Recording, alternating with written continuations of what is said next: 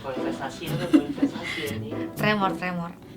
Tapi Bitcoin di dunia nyata memiliki harga yang sangat-sangat tinggi. Apa sih yang membuat Bitcoin tuh begitu berharga? Terus dari mana profit Bitcoin didapat?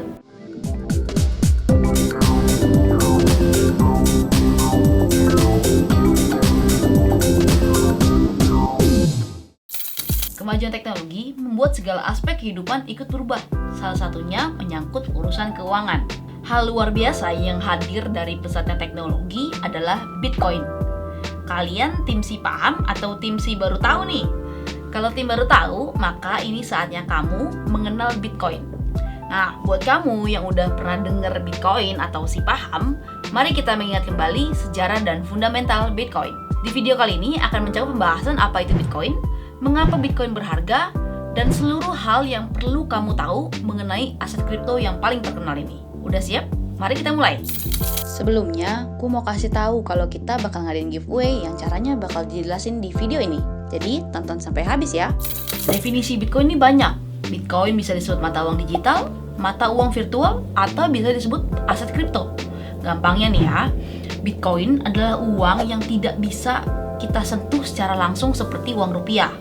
Nah, kenapa? Karena Bitcoin bekerja di sebuah jaringan yang menggunakan algoritma rumit. Walaupun Bitcoin tidak berbentuk seperti rupiah, Bitcoin itu tetap nyata dan ada. Hanya saja, Bitcoin biasa digunakan untuk transaksi online seperti GoPay ataupun OVO. Wujudnya di dunia nyata memang tidak terlihat, tapi Bitcoin di dunia nyata memiliki harga yang sangat-sangat tinggi.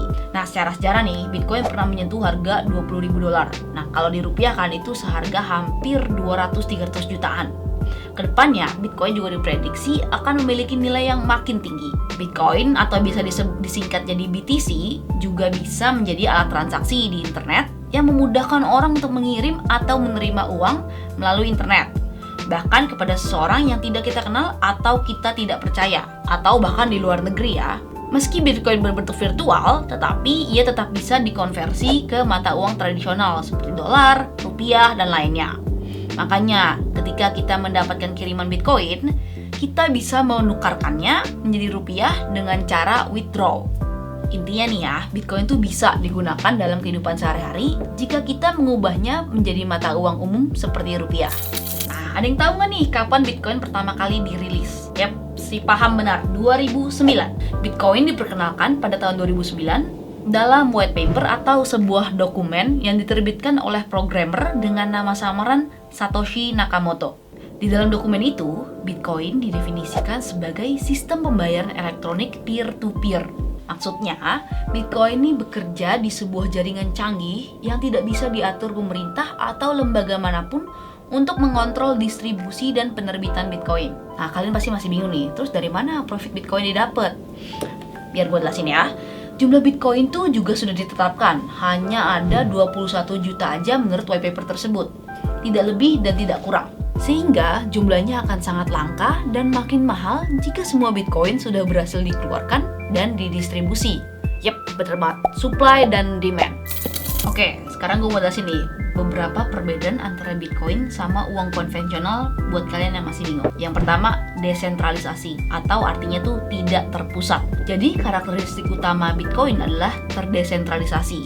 Artinya tidak ada kendali pusat seperti perusahaan, lembaga, hingga pemerintah yang mengendalikan jaringan Bitcoin. Jadi benar-benar tidak terpusat sama sekali ya. Yang kedua, supply-nya terbatas. Tidak seperti mata uang konvensional kayak rupiah, dolar, itu tuh bisa terus dicetak dan dikeluarkan oleh bank sentral negara masing-masing.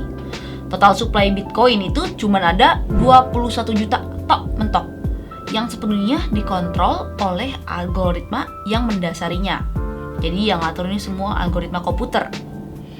Jumlah ini pun tetap tidak akan berkurang atau tidak akan bertambah. Nah, jika 21 juta Bitcoin tersebut sudah didapatkan, maka tidak ada lagi Bitcoin yang bisa ditambang, sama sekali nggak ada. Nah, selanjutnya yang ketiga adalah pseudonymitas atau artinya semi-anonim. Nah, sistem Bitcoin yang tidak memiliki pengatur pusat membuat kita sebagai pengguna tuh menjadi semi-anonim. Maksudnya, identitas asli kita nih nggak akan diketahui alias menggunakan identitas lain. Contoh, Jika kita ingin melakukan pengiriman atau transfer, sistem Bitcoin ini hanya akan mengecek apakah kita memiliki Bitcoin untuk dikirim dan tidak mengecek identitas pengirimnya atau identitas kita.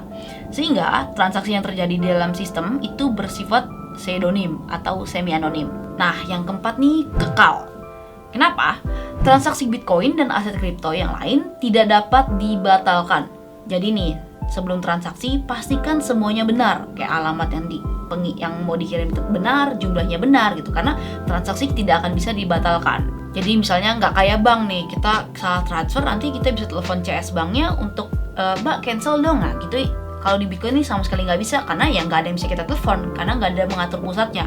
Jadi pastikan alamat yang kamu mau kirim sudah benar dan jumlah yang mau kamu kirim sudah benar, karena sekali kamu kirim dan itu salah, Bitcoin kamu tidak akan bisa kembali. Nah, terakhir, karakteristik Bitcoin ini dapat dibagi. Unit terkecil dari Bitcoin disebut Satoshi. Ini adalah 1/100 juta BTC atau 0,00 ya 1/100 juta lah ya, dengan harga Bitcoin hari ini. Nah, ini bisa memungkinkan transaksi mikro yang tidak bisa dilakukan dengan uang elektronik tradisional. Jadi kan kalau rupiah ya paling nominal terkecil kita bisa transfer 10.000 gitu. Tapi kalau Bitcoin kita bisa kirim dari misal 0,00 berapa Bitcoin gitu. Jadi sistemnya bisa dibagi. Nah, jadi sifat ini juga membantu kita nih kalau misalnya kita mau beli Bitcoin tapi kita belum punya uang yang cukup untuk beli 1 Bitcoin. Kita bisa beli Bitcoin dari 0,1, 0,001 atau dari sejumlah uang yang kita cukup aja untuk beli Bitcoin gitu ya. Oke, mungkin sekarang kalian ada yang tanya nih, punya Bitcoin tuh aman gak sih? Jawaban gue aman. Kenapa?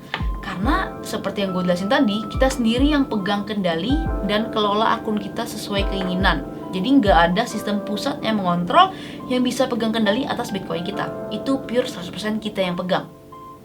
Jadi kalian nih nggak perlu takut terjadinya kecurangan atau kesalahan teknis. Selain itu, kita bisa menyimpan Bitcoin di dompet online ataupun offline. Tinggal kamu pilih deh. Nah, untungnya lagi nih, tidak ada bunga atau biaya admin setiap bulan dan tidak ada pemerintah atau perusahaan yang ikut campur dengan Bitcoin yang kita miliki. Jadi kalau kamu punya 1 Bitcoin, ya udah stay 1 Bitcoin aja. Itu aja, enggak dong. Nah, biaya transaksi dengan Bitcoin jauh lebih murah juga dibandingkan kartu kredit. Dengan menggunakan Bitcoin, waktu untuk transaksi yang dibutuhkan tuh paling cuma 10 menit untuk kamu melakukan pengiriman. Sedangkan kartu kredit bisa mencapai 10 hari. Atau ini juga kamu bisa kirim uang ke luar negeri biasanya 3-4 hari, yaitu dengan pakai Bitcoin cuma 10 menit. Nah, kita juga tidak perlu memberikan informasi berlebihan yang berarti mencegah penipuan atau pencurian identitas. Seperti misalnya nih ya, ada yang menggunakan identitas kamu untuk transaksi ilegal. Informasi yang perlu diberikan hanya alamat dompet Bitcoin kita dan bukanlah identitas asli. Jadi lebih aman ya. Terus, dompet Bitcoin kita nih, dompet kita menyimpan Bitcoin tuh tidak mungkin juga untuk diretas atau dilacak orang lain. Karena si alamat dompet kita ini berupa kombinasi huruf dan angka yang amat sangat panjang. Jadi sulit banget diretas atau dilacak. Seperti yang udah gue janjiin di awal, kita mau kasih hadiah dengan total Rp300.000 untuk 6 orang pemenang. Syaratnya gampang banget nih guys, kalian cukup daftar di Exchange Pintu dengan kode AFFIL431. Terus, kalian subscribe channel YouTube Koinvestasi dan tulis email akun Pintu kamu dan alamat wallet IDRT atau Ethereum blockchain kamu di kolom komentar. Pemenang bakal dipilih secara acak dan diumumin di Instastory Koinvestasi. Pastiin kamu follow juga ya. Giveaway berlangsung selama 7 hari sejak video ini tayang dan minimal ada 15 orang yang ikut berpartisipasi. Jadi, pastiin kamu share video ini dan ajak teman-teman kamu untuk ikut giveaway-nya.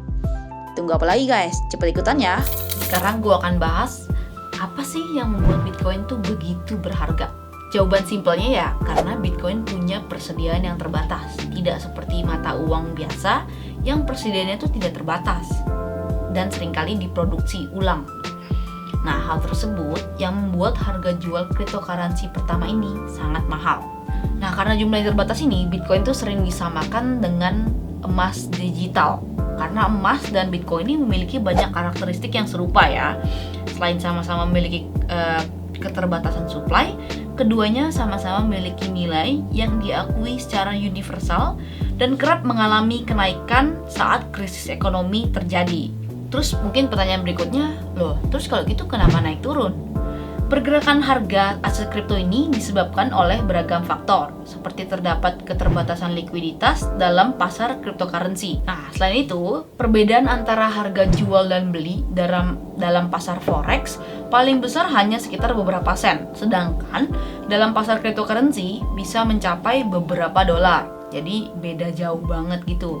Hal ini menunjukkan pasar dengan volume kecil dapat dengan sendirinya bergerak secara cepat, sehingga membuat harga cryptocurrency ini tuh begitu fluktuatif. Faktor supply dan demand yang berhubungan dengan elemen kelangkaan membuat harga meningkat, dan salah satu faktor yang membuat harga aset kripto ini meningkat ke harga yang paling tinggi. Jadi antara penjualan permintaan dan juga faktor makin langka ya. Supply Bitcoin tadi gue udah jelasin itu berada di angka 21 juta, yang mana relatif kecil dibandingkan dengan token yang lain. Sementara jumlah peminatnya membludak setiap tahunnya. Selain itu, harga Bitcoin ini juga sangat gampang dipengaruhi oleh berita, seperti layaknya saham. Jadi kalau ada berita-berita tentang regulasi Bitcoin sudah legal di Indonesia, ataupun tokoh-tokoh terbuka komen soal Bitcoin kayak contohnya John McAfee, Elon Musk, atau Robert Kiyosaki yang punya buku Rich Dad Poor Dad, itu biasanya harga Bitcoin bisa naik. Jadi kalau ada sentimen positif di market bisa naik. Tapi kalau ada berita peretasan, berita ilegal di ban, itu harga Bitcoin juga bisa ada sentimen negatifnya dan turun. Jadi kurang lebih berita juga akan cukup mempengaruhi pasar Bitcoin. Nah, itu dia nih penjelasan tentang apa itu Bitcoin dan beberapa hal penting yang perlu kalian tahu. Kalau kalian pengen rekomendasi topik untuk kita bahas, kalian boleh komen ya di kolom komentar. Jangan lupa like video ini dan share ke teman-teman kalian yang belum mengerti soal Bitcoin biar sama-sama paham. Jangan lupa juga untuk subscribe dan aktifkan lonceng notifikasi biar kalian tetap update dari video-video terbaru kita. Koinvestasi, aset masa kini, kaya masa depan.